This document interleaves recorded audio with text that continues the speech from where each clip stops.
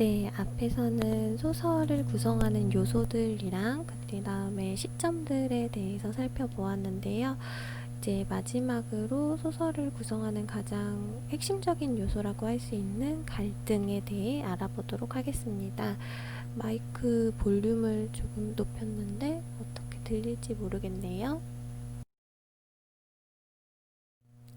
네, 갈등의 의미가 나오고 있습니다. 먼저 갈등의 사전적인 의미는 칡이라는 식물을 뜻하는 갈과 등나무를 뜻하는 등이 합쳐진 말이고요. 여기에서 칡이랑 그 다음에 등나무 요 두 개가 뒤엉켜 있다라는 말, 그런 의미를 가지고 있습니다. 문학에서는 인물의 내적 심리, 그러니까 인물 한 명한테서 발생할 수도 있고요. 인물 간의 갈등이 발생을 할 수도 있습니다.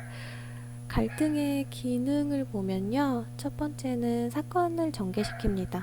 소설에서 사건을 전개시키고, 두 번째로 사건에 긴장감을 부여합니다. 세 번째로 인물의 성격을 드러냅니다. 갈등 상황이 됐을 때 적극적으로 해결하려고 하는 사람도 있을 테고 소극적인 사람도 있을 텐데, 이 갈등이라는 것을 통해서 인물의 성격이 드러나는 거겠죠. 그리고 갈등이 있어야 독자가 굉장히 재미있어 하고 그 다음에 흥미를 느끼게 됩니다. 갈등의 해결 과정을 통해서 주제, 그러니까 작가가 궁극적으로 얘기하고자 하는 것이 드러나기도 합니다. 다음으로 갈등의 유형인데요. 유형은 내적 갈등이랑 외적 갈등으로 나누어집니다. 내적 갈등은 인물의 내면에서 일어나는 심리적 갈등입니다.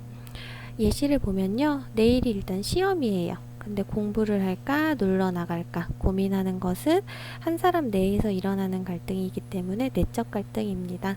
여러분들도 이 온라인 수업을 들을까 아니면 조금 더 쉴까 내적 갈등을 했었겠죠. 외적 갈등은요, 개인과 개인 사이에 일어나는 갈등입니다. 다시 시험인데요. 시험 전날 공부하지 않는다고 부모님이 혼낼 수 있겠죠. 공부를 하라고. 그리고 여러분은 공부를 하지 않고 싶을 수가 있겠죠. 이것은 개인과 개인의 갈등입니다.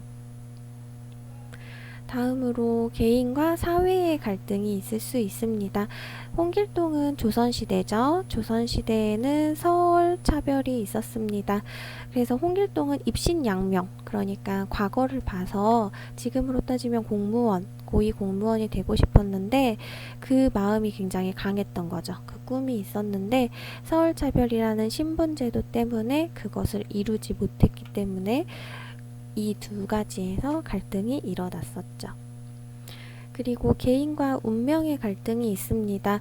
불치병으로 시한부 선고를 받았어요. 이 불치병이라는 거는 정말 운명적으로 정해진 거죠. 뭐를 잘못해서 걸린 것도 아니고, 그렇지만 그 시한부 선고를 극복하기 위해서 노력을 할 수도 있겠죠. 이것이 개인과 운명의 갈등입니다. 외적 갈등에는 집단과 페이지가 넘어갔는데, 외적 갈등에 집단과 집단의 갈등이 있어요. 예를 들면 가장 최근에 있었던 정부와 의사 간의 갈등, 이런 것들은 집단과 집단 간의 갈등이겠죠. 그러면 소설에서 갈등이 전개되는 거에 따라서 소설의 구성 단계가 어떻게 바뀌는지를 한번 보도록 합시다. 여기 발단, 전개, 위기, 절정, 결말로 되어 있고요. 이 그래프는 갈등이 고조되는 정도를 의미합니다.